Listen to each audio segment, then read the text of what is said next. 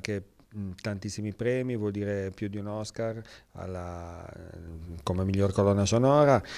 Sono film che appunto sono stati un pochino la colonna sonora della nostra vita, 60 anni di carriera. Tra l'altro un mese fa più o meno ha compiuto anche 90 anni il maestro Morricone, che possiamo dire sicuramente che è il compositore vivente più conosciuto italiano più conosciuto nel mondo, e insieme a Bocelli anche il musicista italiano più conosciuto al mondo sicuramente.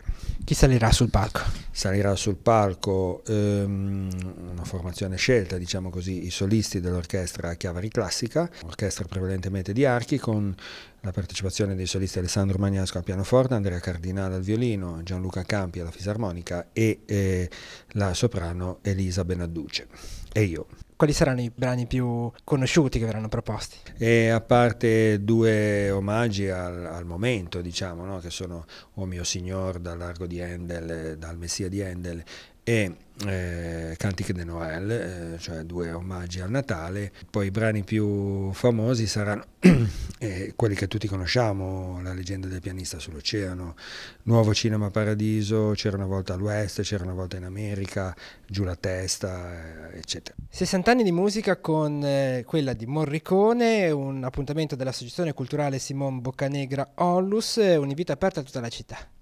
Sì, è un concerto di Natale in collaborazione col villaggio, col patrocinio del Comune di Chiavari, all'Auditorium di Chiavari, domenica 23 dicembre, prossima domenica, ore 17.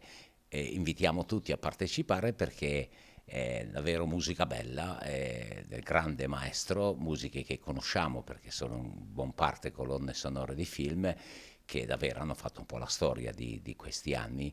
Un bel modo di dirci buon Natale e un bel modo anche di dire che la vita è grande e bella perché la musica la interpreta e ne mette in rilievo la bellezza.